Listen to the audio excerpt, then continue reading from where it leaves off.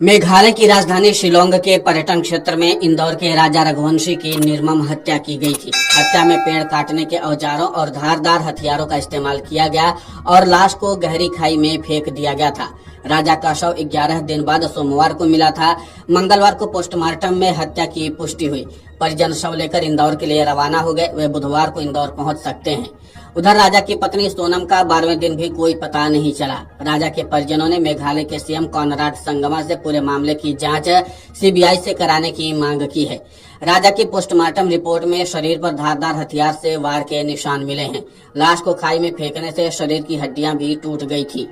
ये बात शिलोंग एसपी विवेक सिंह ने बताई है। शिलोंग में हनीमून मनाने गए राजा रघुवंशी और उनकी पत्नी सोनम रघुवंशी 23 मई को लापता हो गए थे।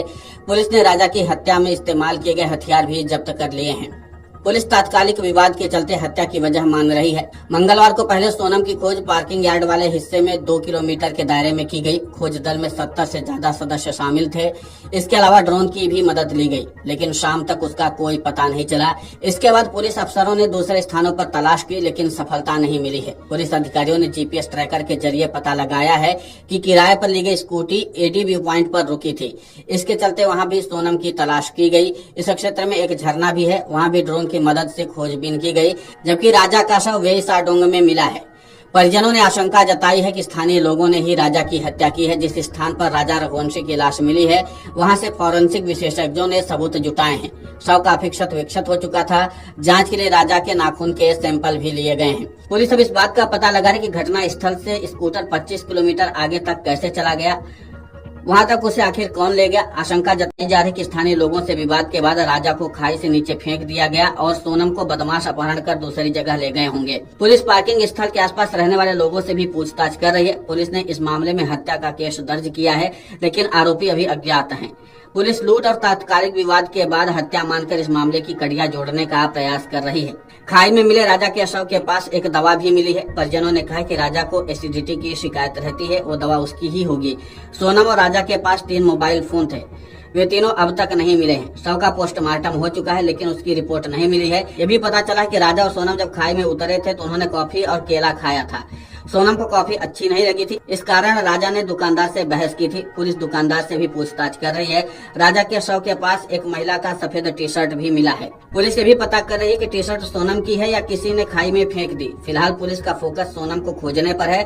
उसके मिलने के बाद पूरे मामले की गुत्थी सुलझ सकती है। लेकिन महत्वपूर्ण बात यह है कि आखिर सोनम की तलाशी में पुलिस को कब तक सफलता मिलती है, क्योंकि सोनम की तलाशी के बाद इस मामले की पूरी कहानी निकल कर सामने आएगी कि आखिर सोनम और राजा की दोनों की हत्या की गई है या फिर सोनम का अपहरण किया गया है, या सोनम को किसी अपराधी ने अपहरण कर रखा है। और अगर अपहरण कर रखा तो जाहिर सी बात है कि सोनम की शिनाख्त लगते ही वो तुरंत गिरफ्तार हो सकता है, इसलिए सोनम को छुपा रखा है। अब देखना ही होगा कि स्थानीय लोगों से कितनी मदद मिलती है पुलिस को, क्योंकि पुलिस अब इस मामले की गहनता से जांच करने में जुटी हुई है और पुलिस एक एक कड़ियों को जोड़ने की कवायद भी कर रही है। लेकिन महत्वपूर्ण बात यह है कि पुलिस को इसमें सफलता कब तक मिलती है, ये देखना दिलचस्प होगा, क्योंकि पुलिस के पास सबसे बड़ी चुनौती यह है कि वो सबसे पहले सोनम का पता लगाए, क्योंकि राजा की तो लाश मिल गई, लेकिन सोनम के बारे में अभी तक कोई पता नहीं चला है। अब देखना यह होगा कि पुलिस को इस मामले पर सफलता कब तक मिलती है। हालांकि पुलिस इस मामले पर एक एक कड़ियां जोड़ने की कोशिश कर रही है। उधर इस बात की भी जानकारी कि इस मामले की जांच एसआईटी भी करेगी, यानी एसआईटी का भी गठन होगा। और उधर परिजन मांग कर रहे हैं कि इस मामले की जांच सीबीआई से कराई जाए। अब देखना यह होगा कि राज्य के मुख्यमंत्री जो हैं कॉनराड संगमा, वो इस मामले पर क्या फैसला लेते हैं। क्या वो वाकई अपने पुलिस पर भरोसा न करके सीधे तौर पर यह जांच सीबीआई को देते भी हैं या नहीं।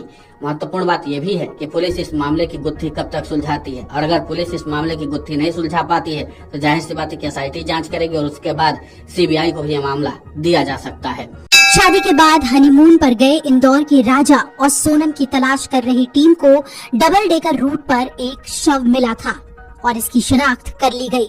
परिवार वालों ने शव की पहचान राजा के रूप में की है। शव को खाई से ऊपर लाया गया और शव का हुलिया राजा से मिल रहा था, लेकिन पुलिस अफसरों ने शव की पुष्टि परिजनों से करवाई। परिजनों ने पुलिस अफसरों से कहा कि ये शव राजा का ही है। जिस स्थान पर शव मिला उसके आसपास खोजी दल ने अभियान और तेज कर दिया ताकि सोनम के बारे में भी जानकारी मिल सके। पुलिस अफसरों ने राजा की अंतिम रील के जरिए लोकेशन का पता लगाया। राजा ने ओशिरा हिल्स के आसपास रील बनाई थी। शव भी इसी इलाके में मिला है। अब सबसे बड़ा सवाल खड़ा हो रहा है राजा और सोनम के गाइड पर, क्योंकि आमतौर पर लोकल गाइड को सभी टूरिस्ट जगहों की जानकारी होती है। इससे पहले इंदौर के सांसद शंकर लालवानी ने बताया था कि राजा ने एक गाइड की मदद ली थी। उसकी मदद से ही वो होम स्टे तक गए थे। बाद में गाइड ने उन्हें आसपास के स्पॉट्स की जानकारी दी थी, लेकिन वो उनके साथ नहीं गया। रेस्क्यू टीमों के साथ काम कर रही अंतर्राष्ट्रीय संस्था यूथ हॉस्टल के अधिकारियों ने अमर उजाला को बताया कि सोनम और राजा जहां लापता हुए, वहां पर बहुत खतरनाक क्षेत्र था। ऐसे में सवाल ये उठता है कि क्या ये पूरी साजिश गाइड की तो नहीं थी। सोमवार को शुरू हुए खोजी अभियान के दौरान मौके पर राजा और सोनम रघुवंशी के भाई भी पहुंच गए थे, लेकिन वो खाई के ऊपर थे। उन्हें शव मिलने की जानकारी मिली। वो शिनाख्त करने के लिए पहुंचे और कहा कि शव राजा का ही है। नगरीय प्रशासन मंत्री कैलाश विजयवर्गीय ने भी इस बारे में सोशल मीडिया पर पोस्ट किया। उन्होंने कहा कि राजा का शव मिलने की जानकारी मिली है, ये समाचार पीड़ादायक है। विजयवर्गीय ने उनकी खोज के लिए केंद्रीय गृह मंत्री अमित शाह से भी चर्चा की थी। राजा और सोनम शादी के बाद 23 मई को इंदौर से हनीमून मनाने शिलांग गए थे, लेकिन लापता हो गए थे। उनकी खोजबीन 10 दिनों से एनडीआरएफ और स्थानीय पुलिस कर रही थी। किराए पर लिए गए स्कूटर और उनके बैग पुलिस को मिल गए थे। 4 दिन तक उनका पता नहीं चलने के बाद सीएम मोहन यादव ने मेघालय के सीएम से फोन पर चर्चा की थी और इसके बाद बचाव अभियान ने तेजी पकड़ ली थी। राजा रघुवंशी की पत्नी सोनम की तलाश अभी भी जारी है। परिजन, स्थानीय लोग और पुलिस मिलकर लगातार कोशिश कर रहे हैं कि किसी तरह उसका भी पता चल सके। परिजनों का आरोप है कि पुलिस ने पहले दिन से इस मामले को गंभीरता से नहीं लिया। उन्होंने गाइड और स्थानीय रेस्टोरेंट स्टाफ से ठीक से पूछताछ नहीं की, जबकि कपल के लापता होने के पीछे वही आखिरी बार उनके साथ देखे गए थे। पत्नी कहाँ है, जिंदा है भी या नहीं, अभी तक इस बारे में कुछ पता नहीं चल सका है।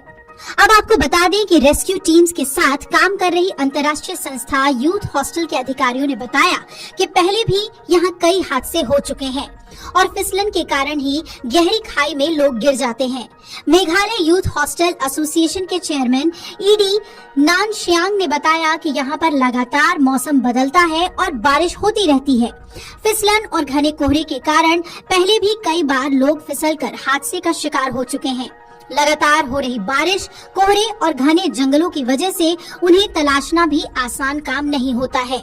मध्य प्रदेश के पर्यटकों को कई बार मेघालय ले जा चुके यूथ हॉस्टल के प्रदेश अध्यक्ष अशोक गोलाने ने कहा कि हम ट्रैकिंग के लिए कई बार उसी जगह पर जा चुके हैं जहां पर ये हादसा हुआ है। हम टीम के रूप में जाते हैं और पूरी सुरक्षा के साथ पर्यटकों को ट्रैकिंग करवाते हैं। गोलाने ने ये भी कहा कि अकेले जाने के हिसाब से ये जगह बिल्कुल सुरक्षित नहीं है। बारिश, गीली मिट्टी और पहाड़ी की वजह से यहाँ पर ट्रैकिंग का बहुत आनंद है, लेकिन उसके लिए पूरी तैयारी के साथ जाना पड़ता है। हम बच्चों, महिलाओं और हर उम्र के लोगों को वहाँ पर ले जा चुके हैं, लेकिन ये हादसा बहुत ही दुखद है। आखिर इंदौर कपल के साथ क्या हुआ था कि राजा की जान चली गई और सोनम अब भी लापता है और उसकी तलाश जारी है? ये सवाल हर किसी के जहन में कौंध रहा है।